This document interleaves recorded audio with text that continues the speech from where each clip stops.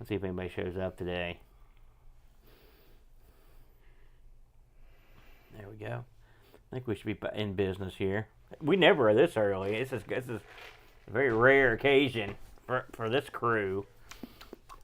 You know, I'm hoping, since I really planned on coming out here yesterday or today and try to get some work done here, but you're out here now. Well, yeah, I did come out here and did a little bit of work, but just cleaning up.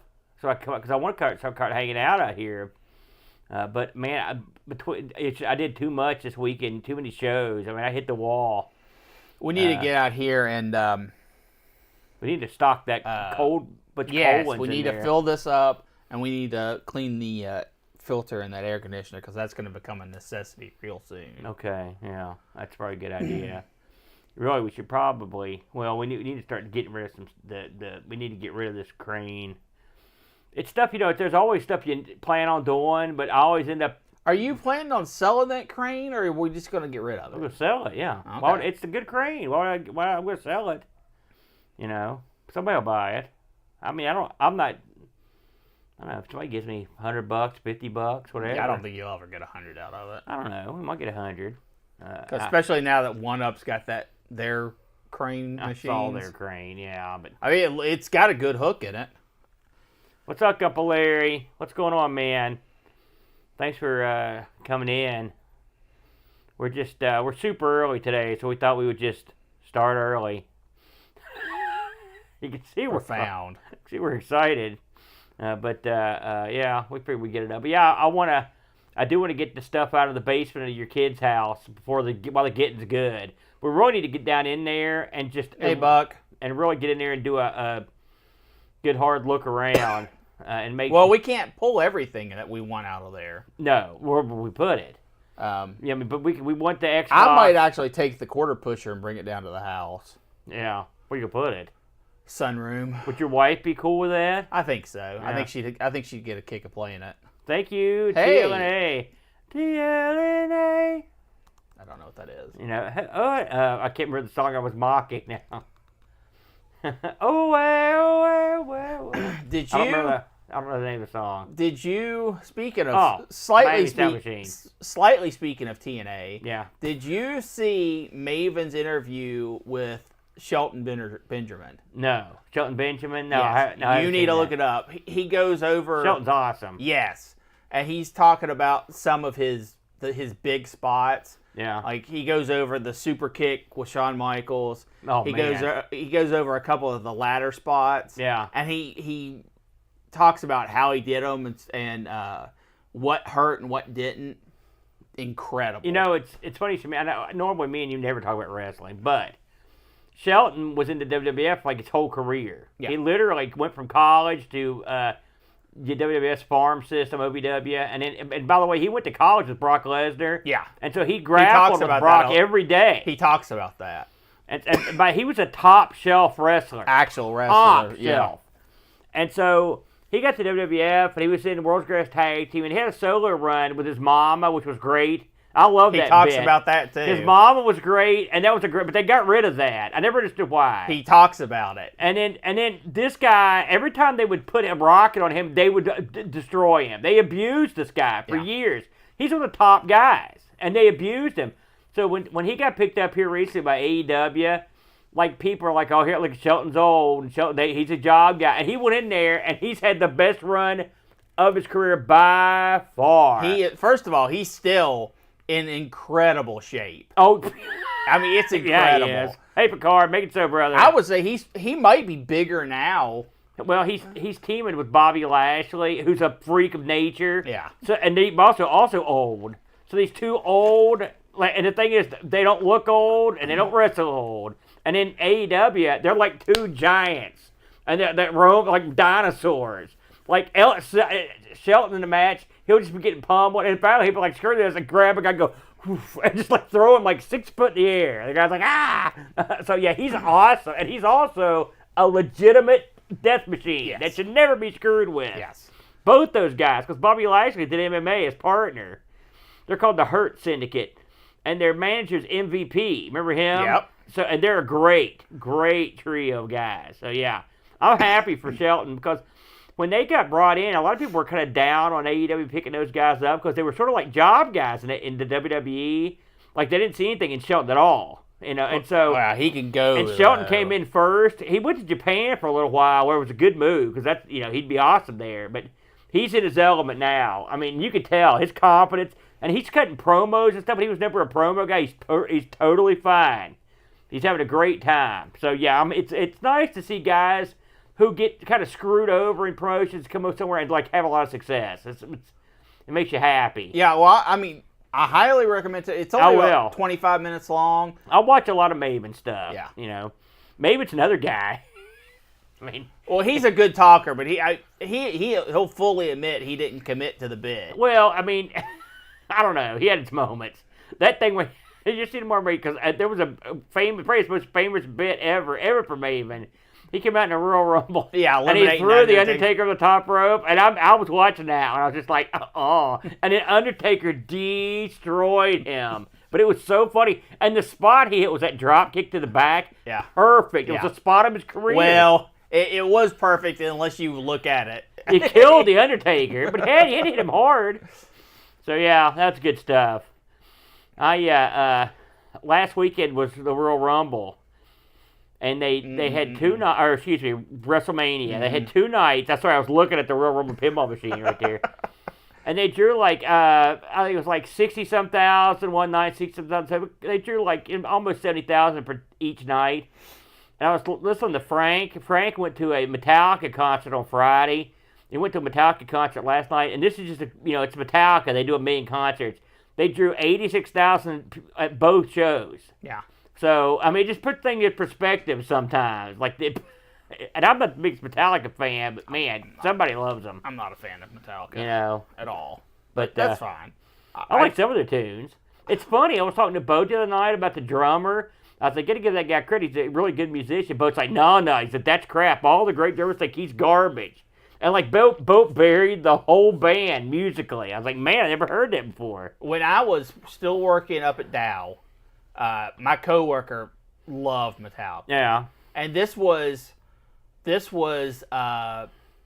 been gone a while, and then they came back and they released that garage band style album. No, I don't know.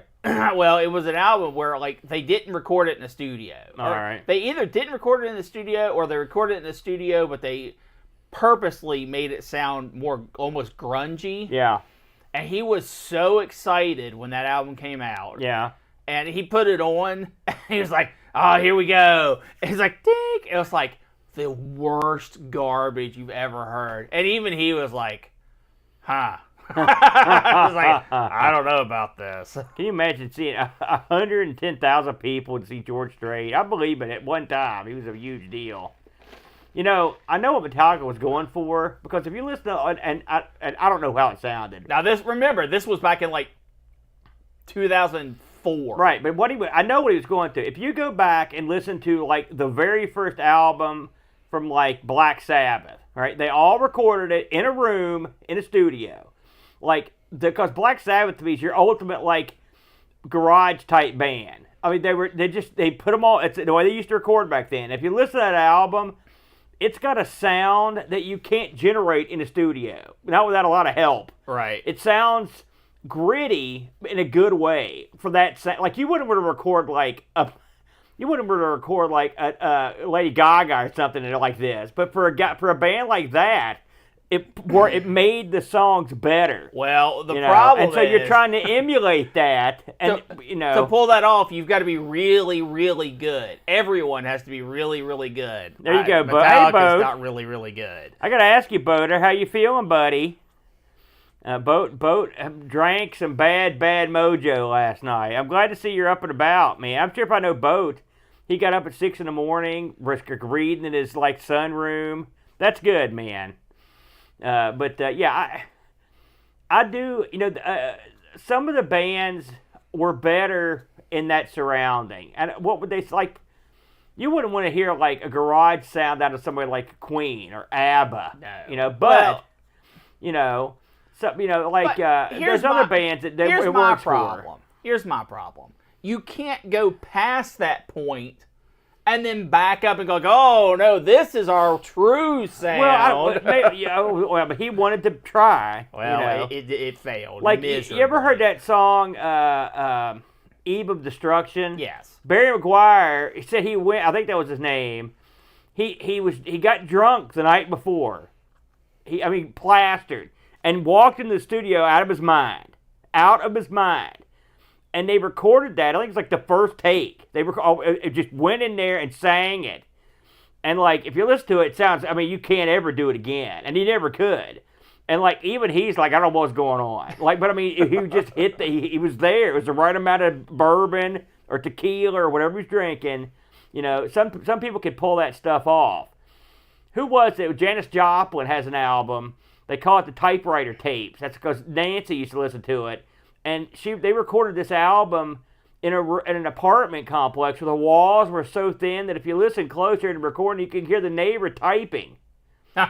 But it works because a hippie type band like jazz, you get away with that. Yeah. So it's everyone's got their thing. I like the idea of the entire band recording at the same time live. But you sacrifice a certain amount of quality when you do it that way, But a lot of like bluegrass bands should always record that way. There's an example, like Molly Tuttle and her band. Like that's the way they record. It's great. It sounds great. That's right. I agree, Bode. Like, and I'm sure like jazz bands. You know better than me, Bode. Maybe that's the way they record certain jazz with everybody in the same room. But other stuff, you're definitely going to want to mix it up. Yeah. See, bam. I got one, at least. Classical, you sort of had no choice. That'd be tough to piece together. Especially, like, timpanis. Rest for 8,000 meters. Boom. All right, we'll see you next week. Or the dude that fires the cannon. He's like, well, I'm out of here. There you go. So, I've never recorded anything musically, But it would be fun to go to a studio, like a music studio, and see someone record. I would kind of enjoy that, I think, just to see the magic. I'd much rather see voice actors. Well, that'd be fun, too, but I've seen that. They basically get... No, you haven't. Yeah, there's tons of footage of voice actors recording. Oh, there's tons of footage of musicians recording, too. I just think it'd be neat to see someone play, like a voice actor's not going to come in there and say the same line 12 times and have it overdubbed on himself. They're going to have... They take a take. Musicians go in and layer things. Yeah, but then you're talking about the quality of the studio, not the. Yeah, well, you're right. That's exactly that. They record that album right there together. Or at least that in the movie. That's a must watch if you haven't seen that. The reason why I mentioned voice actors is seeing the. Facial expressions when they do some of that stuff is probably incredibly entertaining. I was watching the guy that does Bender's voice. He was talking about his favorite ever line on Futurama, and he said I guess there's a bit in one of the episodes where they're walking up and down the building like Batman and Robin, and he walks past this couple in this room, and he goes, "Get a room!" and they say, "But we're in a room." And he goes, "Well, then lose some weight." Yeah. But the guy acting like Bender on stage, using the voice, it was alarming to say the least. Now you got the guy that does Fried does like a million voices, doesn't he? Isn't he the guy that he does like tons of voices? Yes. I don't know. I'm sure Bender does other voices too. Yeah, he does. Not a ton. I know the first letter in his first name is a J, and the first letter in his last name is a D, but I can't remember what his actual name is. J.D. Hogg? No, I don't think that's it. Roscoe, would you get those Duke boys? Come trying, boss. Give you. See, that could be a voice actor. Sign me up. That's exactly what Boss Hogg and. When I was on that show earlier this year, the British show, that was where they interviewed me. He said me and Boat. I can't remember what he compared Boat to, but he compared me to Boss Hogg. I was like, thanks a lot. He's putting me under. Yes, thank you. Very good. He knows. Thank you, Linda Tim. I wonder if did you know that off the top of your head, Tim, or did you actually look that up? It's okay to lie. Obviously I knew it, but didn't know it. You didn't know it. You guessed two initials. Yes, 2 letters, and it pulled it off. No. Yeah, big fan. Yeah. I love Futurama, and I love Bender especially is great. He's one of the all-time great comedic guys.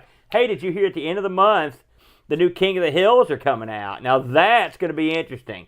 I'm a big fan of King of the Hill. It's a shame that you're going to lose Dale. He is in the first couple episodes because he was still around when they recorded those. So that's nice. But you also lost Tom Petty, and you lost his niece. They're both passed, at this point. So you've lost some of your crew. I believe they said Bobby in the show is going to take place like 8 or 10 years later, and Bobby's a professional chef. Yes. Yeah. I think it's good. I think it has the ability to go. I think it should. And it's very popular. To answer your question, John, Futurama is a far superior show. That's not to say that Rick and Morty doesn't have a place. I mean, I like Rick and Morty as well, but and really, I wouldn't agree with you on that. By the way, I don't think Rick and Morty's better than Futurama. I think they're both very, very good. But there's a huge. They're not even in the same universe of shows. They're quite. Rick and Morty is one of the more hateful shows, that nasty, hateful show, and they have their place. But I mean, I don't want. One of the things that stopped me from watching South Park and Family Guy, I feel bad when I watch these shows. And I mean, sometimes they're funny, but sometimes they say things that make me feel bad. I'm like, do I want to feel bad? Well, during my entertainment? I said Futurama was better than Rick and Morty. Well, I mean, but Rick and Morty is very clever. They're extremely clever. I mean, and they're good at what they do. But I just don't like that. I used to watch South Park too, but I was like, I don't like this what they're doing here. It's mean. They're mean-spirited, and that makes it harder for me to enjoy. I understand what you're saying, and I don't disagree, but I don't have a problem with that because it's part of the show. But I understand your empathy for it is too high and misplaced. Well, they take a lot of cheap shots too, real cheap. And I just don't like the cheap shots. But I mean, a lot of it. Hey, listen, some people have it coming. Don't get me wrong. I don't know, man. You're Mr. Cheap Shot. What? You long-haired idiot. There's one for you, Sheila. Put it in the vault. Have you seen? They expanded my soundboard. Have you seen my expanded soundboard? No. Allow me to show you. Well, it depends. What time is it? Oh, we got tons of time. There's no worries. We got 2 minutes. We're in good shape. This is way more important than anything we were talking about because this is my soundboard. Someone got on me because they say, "Listen, you don't say your wacky, clever lines as much as you used to." I'm like, "Hey, I don't need to, because I got the soundboard. Look at this soundboard right here." Yeah. If I may pick a couple select ones, how about this one? You idiot. Then there's. You're an idiot. My personal favorite. Legitimate idiots that were doing legitimate idiot crap. Do you remember the contents for any of those? No. Of course not. They do dumb crap. I like this one. You sit down, you idiot. And then, you want you idiot bird? That was bad-mouthing a bird. These guys are a couple unkept idiots. You have to have been referring to you and John on that one. The guys aren't idiots. And here's my personal favorite. You're a jerk. Just to mix it up. Just to mix it up. I love that she did that. I love it so much. It makes me so happy. It's amazing me someone would take the time to do that. But it's fun for me. I get Luke all the time. I have that on my phone, and so anytime he's around, I just start tapping buttons.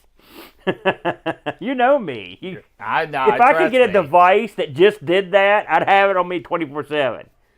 It'd be great. What are we talking about? 6 days to, what's that say, air? The South Park documentary. No. It's funny because the two guys that make South Park, I love the basketball. I thought that movie was real funny. What's the one they make that's about the porno? I watched that one. I thought that was funny. And also I like the Thunderbirds ripoff. Team America World Police. I thought that was fun. But I mean, they're all evil. And I like South Park the movie. I'll tell you what I don't like: the pinball machine from South Park, because I've heard the call outs about 4 million times. They needed about twice as many lines for that thing. Orgasmo, that's it. And that movie is the one I just found online. I was like, what is this? I pirated it, of course. I was like, what is this? And I watched it. I was ill prepared for what I was about to see. It was funny, though. Have you seen, after this, we got to start the show. Have you seen Jackie Chan's latest film, The Foreigner? No. He's not Jackie Chan. He's trying to be a legitimate actor. What? Does he kill anybody with kung fu? Yeah. Oh, okay. Well, technically, he doesn't murder anyone. He just sets them up. I don't mean physically kill. I mean, it's like beat up. Right. Oh, yeah. He beats up geeks. Yeah. So when you say he's trying to be a serious actor, they're still beating up geeks, and is it not funny? No, it's not a comedy. It's a drama. I don't like that. It's not the first time he's done it. It's got Pierce Brosnan. It's got him. Oh, yeah? It's got the Golden Eye. It's got a few other people in it. It's okay. It's okay. I'm not saying run out and watch it, but it's okay. Okay, I like Jackie Chan. Someone just sent me a movie to watch in my Discord area. That was a modern martial arts. So it's funny, I watch a lot of the old stuff, but I don't watch hardly any modern ones, so I probably should give it a whirl. Well, what do you think, Kemosabe? Whirly Bird, that's a heck of a game. He's got one for that, too. All right, let's go ahead and... does the audio, video, everything sound okay to everybody? Are we... I think they would have told us by now, Aaron. Yeah. They've been muted the whole time. Yeah, I know. You're probably right. I guess I just said something by now. Thanks, everybody, for popping in. Oh, great. Hey, thank you, C64 TV. Always a pleasure to see you in here, man.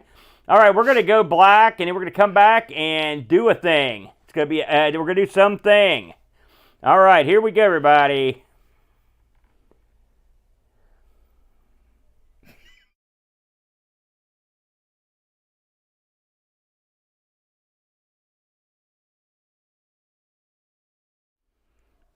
You know, I'm excited about this episode. I'll tell you why. Because what you got here is, I don't want to overbill it. Okay. But this could be the single greatest shoot 'em up I've ever played. I don't mean on a CoCo. I don't mean just at a home it was system. Good, No. I mean it better than the arcade game. No. Better than anything in any arcade game in any. Wait. What shirt are you wearing there? It's just about put out of the closet, man. It's no big deal. What? Your name's on the back of the box. What? No, well, we better go and get the show. What?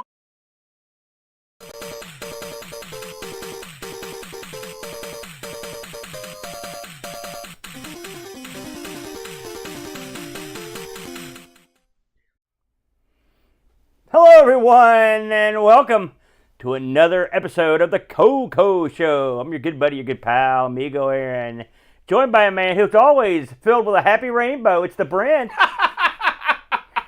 My rainbow is shades of gray. Yeah, listen to me. Listen, today it's a happy day. It is a happy day. Here on the CoCo Show, because it's a sunny Sunday afternoon, and we're here in the arcade, and we're going to be playing a great game, potentially, called GunStar. I'm looking forward to it, the Brent. But before we get to the game, you know, normally we don't talk about current news or anything on the CoCo Show, but I'm going to talk about just a quick little snippet here. Okay. That I found. We had a couple things. We're coming hot. This is the day after the International Computer Club's 11th gathering. It went down last night. 6 tight hours of action. And I mean 6 full hours of action. And I mean, we had all sorts of various presentations. We had people talking about various game conventions and computer club meetings, various bits of hardware for the C64 and other things. But one of the big announcements last night was the author of this particular game, GunStar, Nick Marentes, demonstrated live video of his newest game, which is coming out for the CoCo 3, and this is a pinball game. Yeah. It's in the same ballpark as something like a Pinball Dreams, because it's a full-screen scrolling pinball game. As far as I know, it's the first game of its kind on the color computer. What do you think about the concept of having that sort of game on the CoCo, Brent? I wonder if it's a step too far. Really? I mean, don't get me wrong. I've seen what he can do with games like GunStar, but I think a smooth scrolling pinball machine on the CoCo, that's a tall feat. That's a big ask. Well, if anyone can pull it off, it's Nick. I mean, we've covered a bunch of his games in the show. He's still out there working, and he's put together some really fun games that we've tried over the years. I did get a look at this because I don't know, we may have been, maybe the CoCo Nation aside, but we're one of the first people to actually see the game in progress. He told me he's still got a ways to go on it, but he showed the meeting last night. He showed everybody in the club, and you've got it's sort of based on an electromechanical type pinball machine with reels for scoring at the bottom. The ball shoots out from between the flippers, and you've got a portion of the game that if you knock down enough items on the screen, that a light starts spinning around, and the light is basically a magnet, and when the ball hits it, it will shoot off in different ways, sort of like Whirlwind or Twister did with a regular pinball machine. But the scrolling on this thing was real good. I think he's got something going here. He didn't have any of the playfield graphics really laid down, so it's sort of bare bones. But it's definitely something to look forward to. It's going to require a CoCo 3 with 512K, which is the same thing that GunStar does. So I definitely wouldn't have mentioned it. But I mean, me and you are both pinball people, as I sit here and look at 4 of our pinball machines. If you were going to put a game like this together, is there a toy or a gimmick that you think you could put in there that would work on a CoCo 3?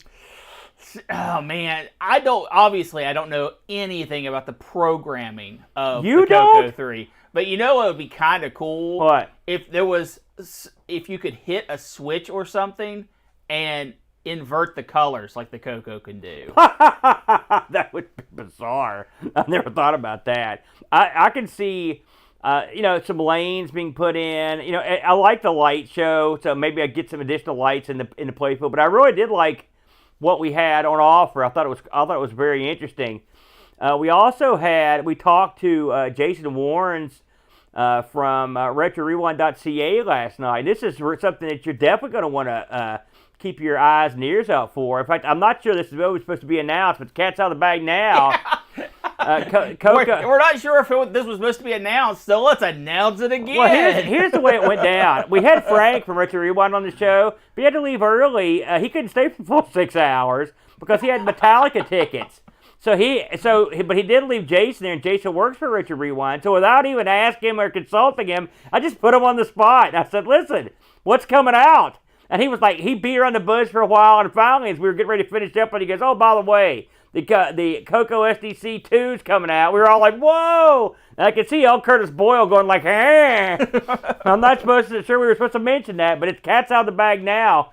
We don't have any details of what it's going to involve, but of course, this is the SD solution for the CoCo. You put it in the cartridge slot, and you're good to go. And it's the best. You've got to have one if you've got a CoCo.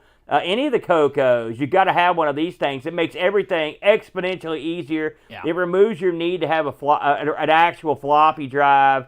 Gives you a bunch of benefits that you normally wouldn't get. I'm kind of I'm left questioning what a remake of this could improve upon. It will be interesting to find out. I believe there's only 2 people in the whole world, I think, that actually distribute this. The original originator of the SDC, and then Frank. That's it. So if you're interested in that sort of thing, keep your eye peeled, and we'll mention it when it comes out. Curtis also mentions a few other games coming out, including a beat-em-up, Brent. I can't describe this beat-em-up, but it takes place on the street, and sure enough, one of the things you go past is an old Radio Shack, which someone in the chat last night said, "Hey, it looks like that Radio Shack's boarded up," and it did. So, it's a bad part of town when the Radio Shack's boarded up. You know what was never distributed at the Radio Shack, the brand? Small packets of silicone? No, they were there. Yeah, they but were. The one thing that wasn't there was this week's game. It's the GunStar. Let's get into it. And now, CoCo Thoughts by Samuel Gimes.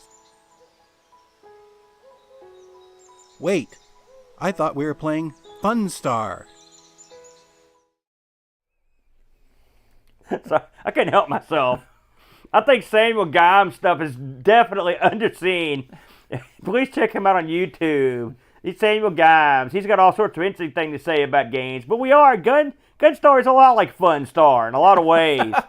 We're going to talk about it. So, of course, this is the game this week.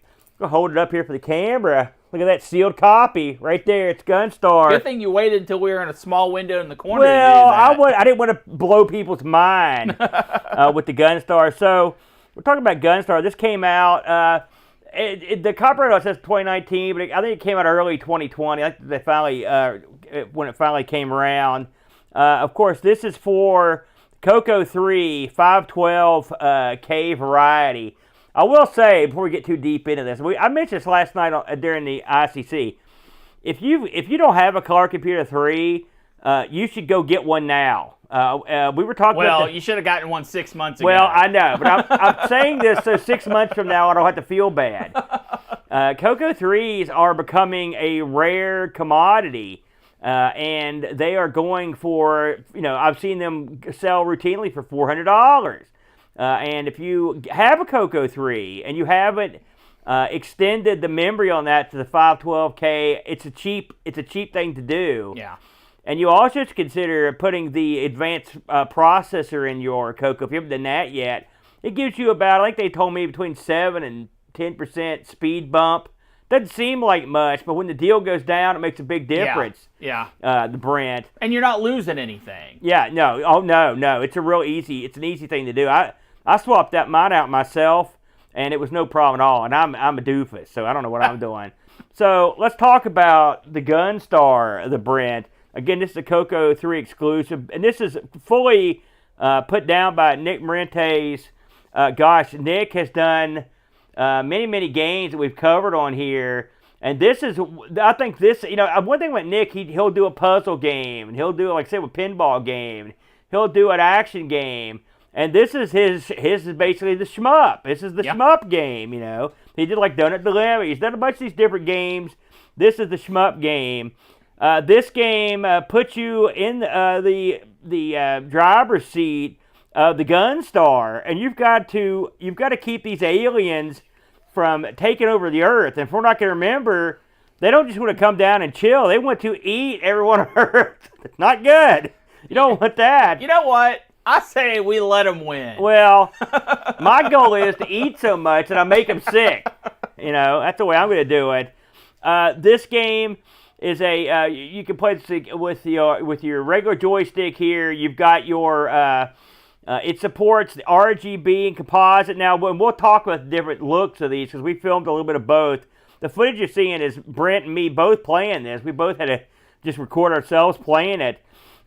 This game has 4 levels of play, and the levels are pretty diverse. I mean, they look different, but there's a couple real crazy wrinkles in here. Well, you're not just always flying and shooting. It has some other aspects with it, which is actually quite unique. Yeah. Unfortunately, you weren't able to beat this, were you? I have never beaten GunStar. I gave it a go, and I could get to the 3rd level fairly regularly. Yeah, every time. And unfortunately, I could never get off the 3rd level. Yeah, the 3rd level is I have gotten to the last level, but not very far in. So it's a difficult task, but it's an interesting.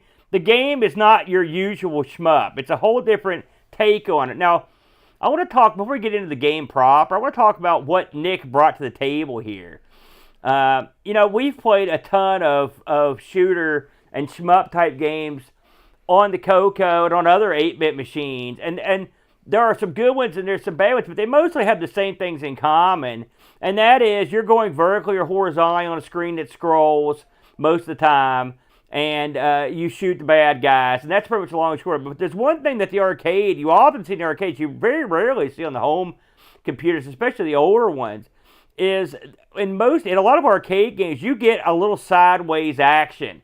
The screen gives you a side scroll, maybe an extra third of the screen that appears off the screen that lets you, and you can move into that. So it gives you, if anything, the illusion that you've got more room to operate, but you really do, don't you, with that sort of setup? Let me explain it a little bit better, because I was sitting there listening to you explain it, and I was thinking, man, I played a different game. What? What Aaron's saying is, this is a vertical scroller. Yes.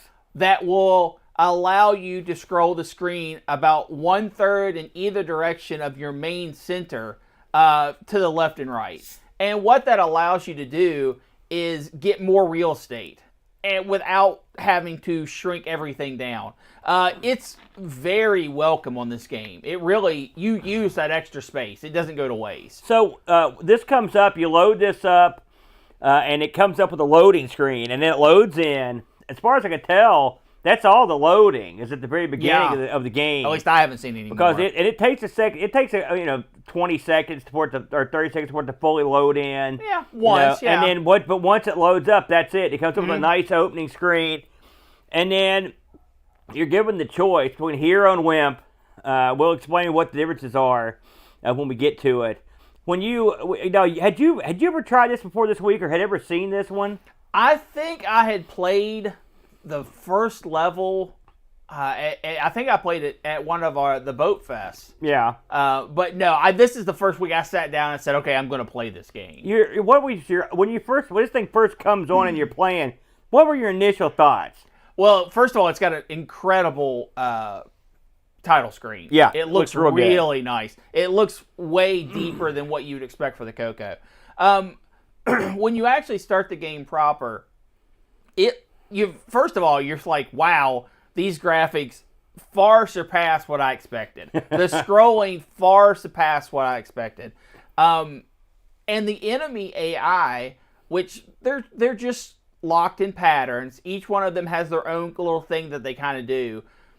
They don't come down in waves. You only have, I think at most 3 on the screen at the same time, 3 or 4 at the same time. Yeah, mostly you'll get those groupings go after the second level. That's when they really come after you. But it's enough. It's enough because the bad guys will shoot, but they won't just shoot and then fly off the screen. They actually kind of chase you down in their preconceived kind of way. Yeah. I know when I first saw this, and I was lucky enough to get a look at this before it was available to everybody else, and I sat down and played this, and I couldn't believe it. Yeah. I mean, I could not believe this was a CoCo that was playing this game. The smoothness of the scrolling and the side-to-side scroll you can't give it enough credit. Yeah, it's really good. It's smooth, and I'll tell you, it was funny because me and Bert before the show were talking about the pinball game Nick's working on. And it has full screen scrolling too. And Brent said something I hadn't thought of. He was basically like, well, he did that GunStar, so that shouldn't be a big deal. Well, I was like, you're sort of right. And even though I said, I think getting a pinball screen, the thing with the GunStar scrolling is it is a nice, even paced, right? You're not racing up and down the screen at amazing speeds. Your left or right, you control by the speed of your ship. And it does whip left and right pretty well, pretty fast. Yeah. So I wonder if that's going to be able to translate into the pinball. But the scrolling on this is magnificent. Yeah, I think it's gonna fit quite nicely. It is funny that I would see the pinball game right before we covered this because once you mentioned it to me, it clicked in my head. So this game is split into 4 levels when you play it. Level 1 is called Exodus. And this is the level where you're leaving the Earth to take the GunStar to the aliens' home world, and it feels like it. So when you play the first level, you are you're still on Earth, and so you're rolling across Earth, and you're confronted with bad guys. Any particular thoughts on this first level of the Brent? Looks amazing. It even without being told that's what I'm doing. I know that's what I'm doing because it feels like that. Yeah, you're going over city streets and buildings, and you're going across roads and whatnot. It just looks like you're driving over a city. It sort of reminded me that me and Bo played a game on the television. It was a racing game. The game was impossible to control, but you took your race car through like neighborhoods that had pools and stuff. That's sort of what this reminded me of. You can see the tops of people's buildings and air conditioning. I like the view. Before you get too far in, talk about the controls on this. They're solid. Yeah, but explain what they are. You have your up, down, left, right. Yeah. And then you have a fire button that you can have 3 bullets on the screen at the same time without a power-up. If you hold the fire button, you will set off your bomb.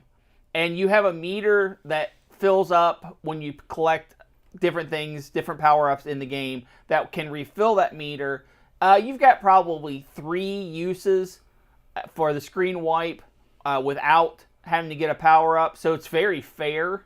But yeah, it's a hold the button for maybe 2 seconds, and then it will blink the screen and kill all the enemies on it. Yep, it will not kill the bullets, though. There's a lot of pickups in this, but it's not like a ton, but they're useful. So there are 4 different enemies, regular enemies, that you'll see throughout the game. You've also got power-ups that will fly by. You've got what's called a shield charge power-up, which is a little green power-up, and a bomb charge power-up, which is a little red power-up. They're little boxes that have a little center that's green or red. Yeah. At the top of your screen, there are 2 lines. There's a lifeline, your shield, effectively, and then there's the bomb line, like Brent mentioned. When you fill that bomb line up, you know you're good to go to use your mega bomb. Even at half, every time you use it, you lose some of that line. Yeah. So you can bomb, like I said, about 3 times before you have to start recharging. There's also a pickup called the weaponizer. Now, how good a grasp on the weaponizer did you have? Well, there's 3 different power-ups. Well, I guess there's 2 different power-ups. You've got your normal shot, which is infinite. It's times 3, yeah. And then you have almost like a rapid fire that allows you to have 6 shots on the screen. That's right. Of 3. And you get 50 shots with that. And then you have a double laser, which will shoot 2 lasers at the same time, split off in a pair, very common in your shooters. Yeah. And that's also 3 per screen. That's right, and that's 50 shots. Yeah. So when you see the weaponizer, which sort of like a rotating ball that kind of comes at inside you. a box, yeah. Inside of a box, and you can pick these up. Any issue or thought about the pickups in this? How did you think? Did you think it's a good system to go down? I do. The only problem I have is the health, the shield and bomb power-ups are a little in the small size. It's not so bad when the background is just space, like in level 2. But in level 1 and 3, from what I saw, it can blend into the background if you aren't paying attention. I mean, it does its best to say, look, hey, I'm a power-up. But it is also easily missed. If you aren't looking for it, you're not going to see it. There's also a yellow line at the bottom of the screen on 3 of the 4 levels. This is a progress bar that sort of tells you how far through the level you are. Which is a great idea, by the way. Because these levels are pretty long. They're huge. So that doesn't hurt to have that down there. So once you leave the first level, you're entering this is what I'd say is the most radical level of the bunch, which is level 2 here. It's called the Stargate level. And this is where you've left Earth, you're in space, and you need to go to the alien homeworld. But to do that, you've got to activate the Stargate, okay, the old Stargate. I hated that movie and the show. So this is the only time the Stargate's been good, as far as I'm concerned. So to activate it, you have to gather what are called alien glyphs, these symbols that you use to start an activation code. Now, we mentioned earlier that this game has 2 levels, Wimp and Hero. Normally, you play on Wimp. Now, the downside of Wimp is you don't get your name on the scoreboard if you play on Wimp. But the upside is you've only got to match up 2 sets of glyphs, which means a total of 8. Right. If you play on Hero, you've got to match up 4 sets of glyphs, which is 16 glyphs. So you're asking yourself, what are they talking about? Well, picture, if you're listening to this, picture like an area filled with meteors or asteroids, and an occasional enemy, and you also see these little floating green boxes. The green boxes, every time you shoot them, they will change symbols. At the bottom of the screen are boxes that have symbols in them that you've got to shoot the box on screen until it matches the symbol that's due up at the bottom of the screen. And once you do that, that symbol's locked in and it moves to the next symbol. This took me a while, but I was playing this early on. This level, I was completely baffled. I had no idea what was happening until someone told me, here's what you got to do. And I was like, oh, okay. What did you think about the Stargate glyph gimmick here? Well, first things, I had no problem picking up on what you're supposed to do. Okay. As soon as you shoot a box and you are scrolling through the symbols and you notice that some of the symbols match what's at the bottom of the screen, it becomes kind of self-evident what needs to be done. I really, this is by far my favorite aspect of the game. I think it's very clever. Yeah. My issue is, I think at max you should have to fill it out 3 times, thus picking up 12 glyphs on Hero, and probably only once on Wimp. This is going to be a level that can get tedious, which is unfortunate because the concept is so awesome. But having to do it 4 times, collecting 16 total glyphs, it does get old at the end. It's a challenge. I would tend to agree with you. I think eight or I think 16 of these is 8 too many. I would have done it. I would have had 1 set of 4 and one and 2 sets of 4 if it was me. Because, but now I will say this: you will get better, and you will be better at getting the glyphs, because the glyphs appear in an order. It's the same order every time, and you will memorize this order. Yeah.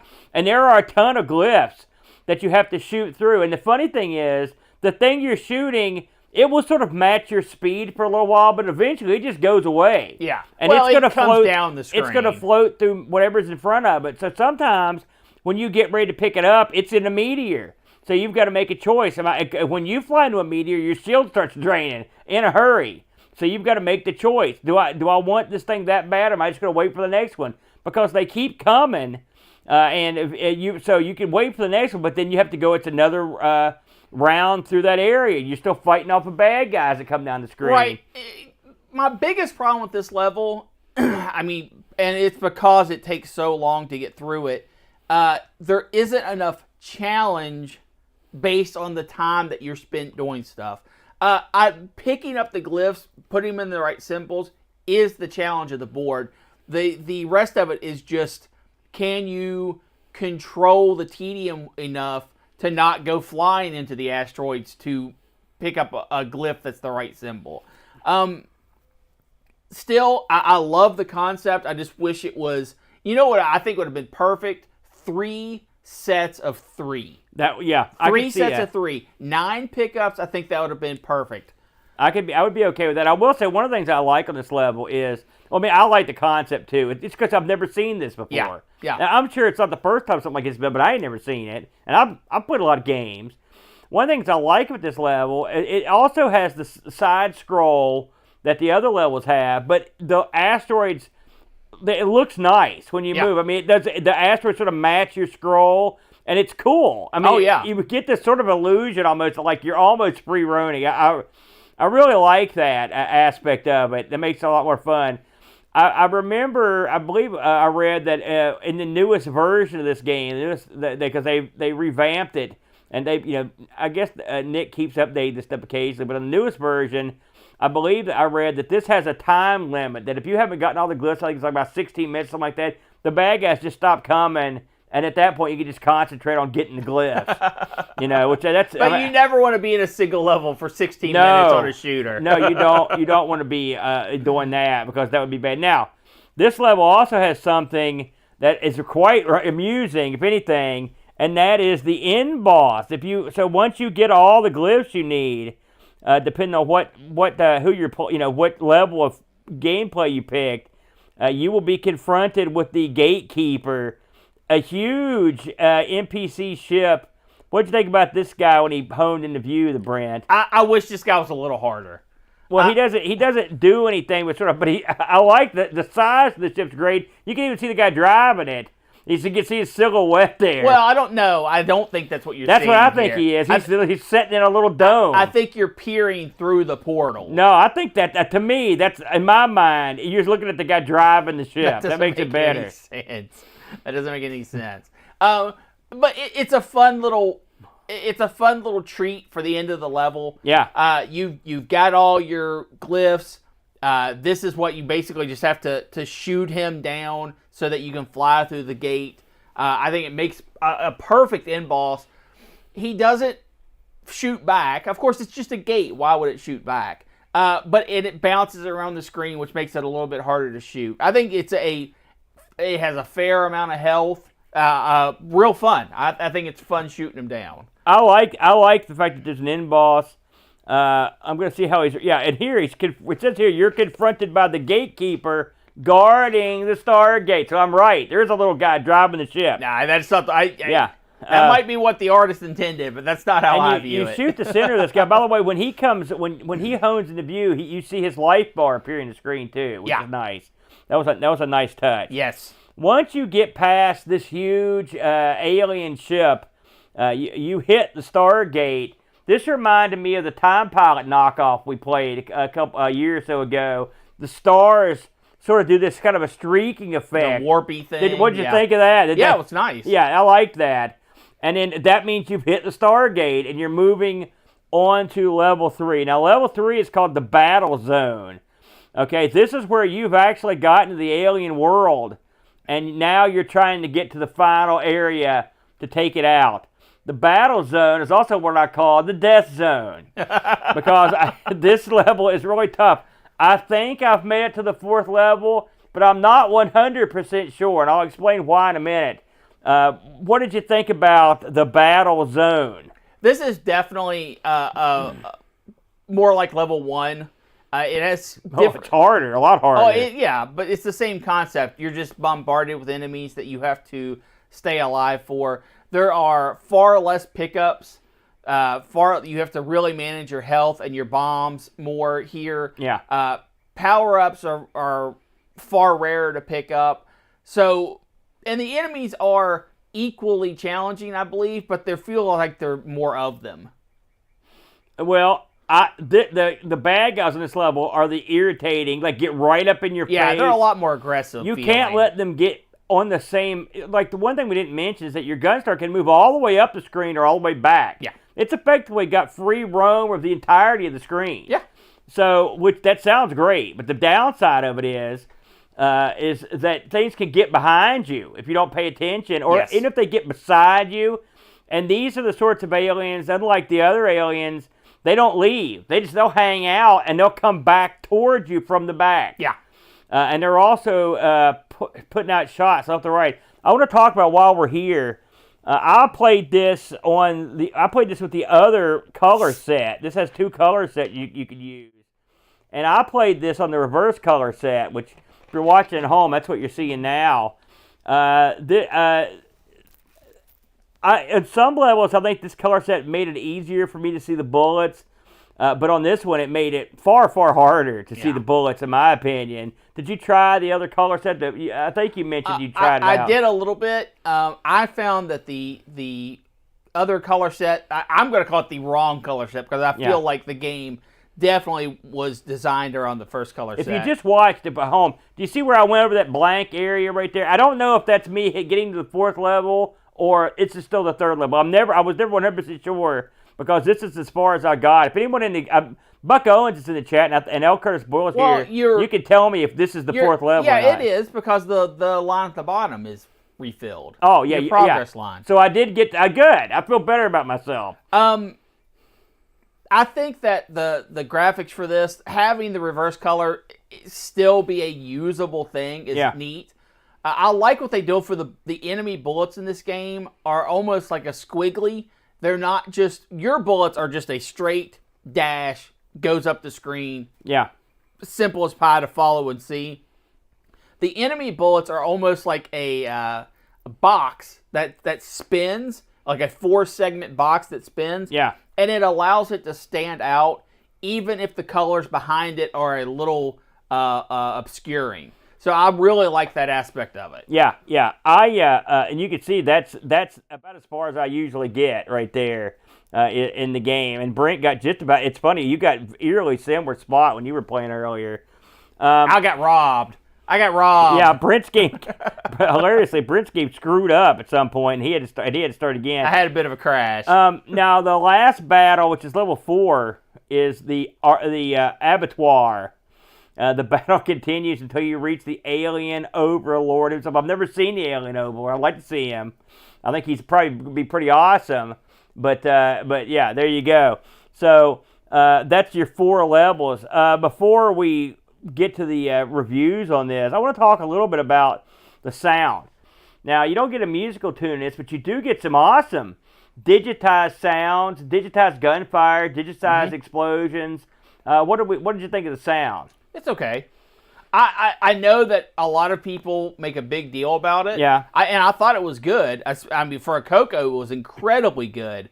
I would have rather had a background track. I know for at least what we were saying a little bit before, I believe that was in the cards but didn't pan out, which is always unfortunate. I think that the sound effects that they do have are they're good. Yeah. But I think the overall use of them is just okay. I think I'm going to flip the sound effects on just for a second so people can hear what they sound like. So we've had some people asking about them. I think the sound effects were quite good, quite well done, and you get a nice taste for them.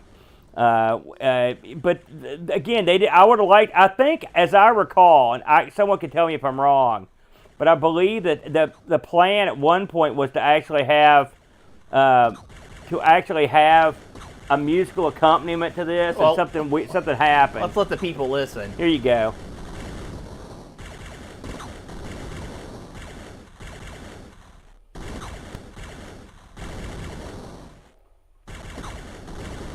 I mean, that's pretty much a long and short of most of what you're going to get from the sound, but in case you were wondering. But I thought it was nice. I thought he did. I think for the CoCo, it's over the top. Well, I mean, Nick does a good job. He puts a lot of digitized sound effects in his games. I think this one is right on par. Yeah.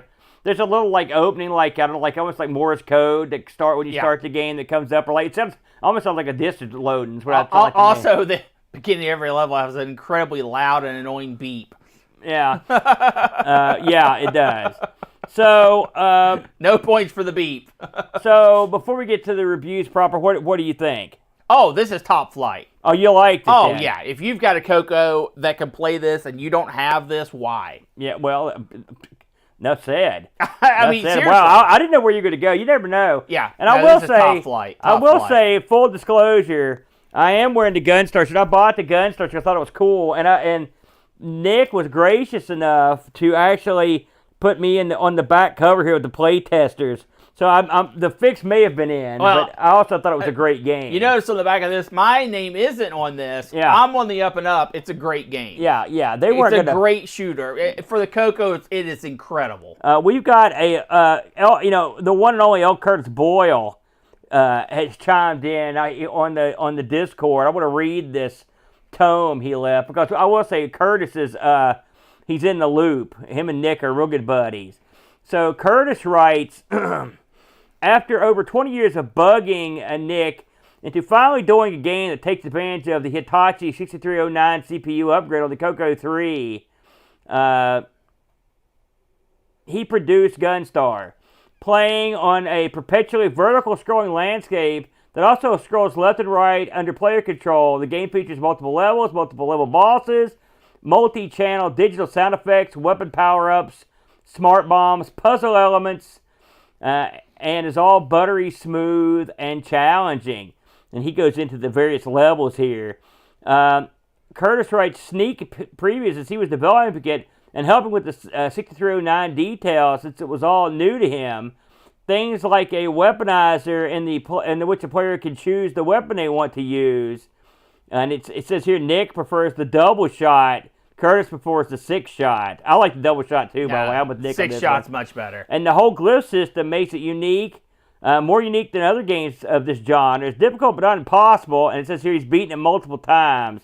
And it should be mentioned that Nick changed level 2 to make it a little easier on the revision that came out a month or two after the initial release. It's actually one of Nick's best sellers, even though it requires the CPU upgrade. Curtis finishes up by saying, I love this game. I hope he does more 6309 only games in the future. He usually does use native mode to smooth out his newer games if they detect the 6309, but this is the only one that that more fully takes advantage of the item. And you can tell. I mean, Curtis mentioned that you can get up to a 50% or more boost on some apps. I don't think you're getting that much on this one, but you're getting a goodly amount. Yeah, no, and you can tell that it's being used for that scrolling. Yeah. It's buttery smooth. Absolutely. If you're interested in picking this one up, Nick has a website, nickmarentes.com. He's got all of his games on there. It's Because pretty. everyone can spell that. Well, I'll also link it in the show notes. But that's a go-to stop to get any of Nick's games, and we've covered more than a few over the years. In fact, I've got boxed copies of a bunch of his games. Usually, when you get his game, I'm not going to open this one, but you can see this is nice. This has a DVD in it, I think, or a CD. But you also he'll put extra games on there because he's got his back catalog is second to none. So you normally will get more. And That's not a guarantee. I believe these are selling for. I think you can get this for $10. Oh, and that's a perfect price for this. Well, I mean, if you're one of the people that has that particular processor, yeah. And if you don't, by the way, really, it is something that you should absolutely invest in because it's gonna. There's more coming. Let's just put it that way.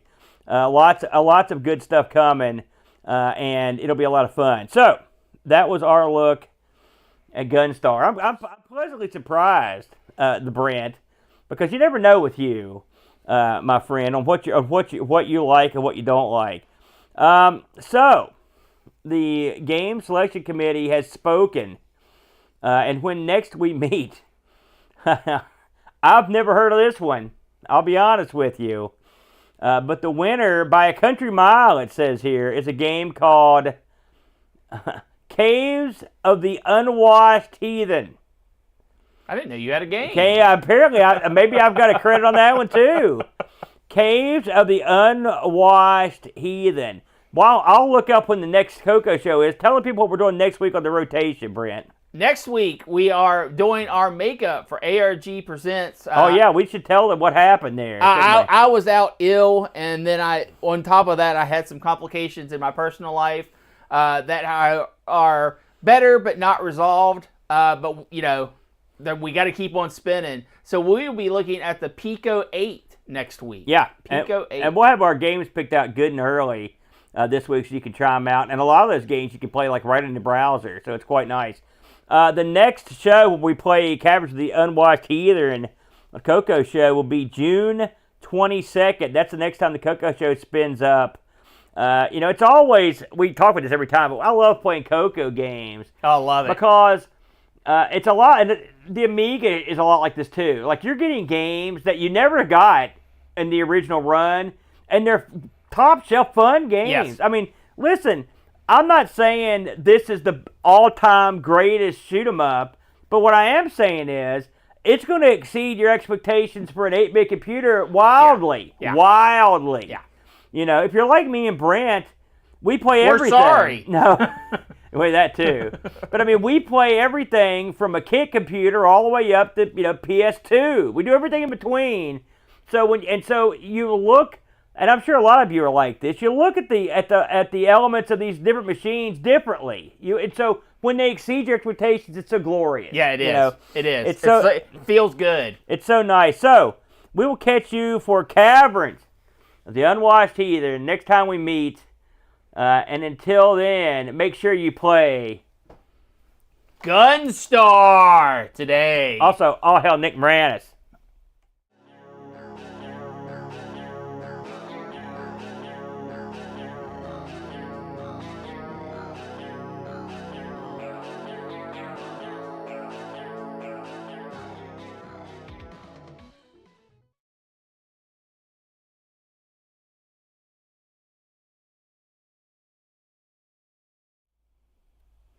All right. What you think of that one, the Brent? Yeah, good one.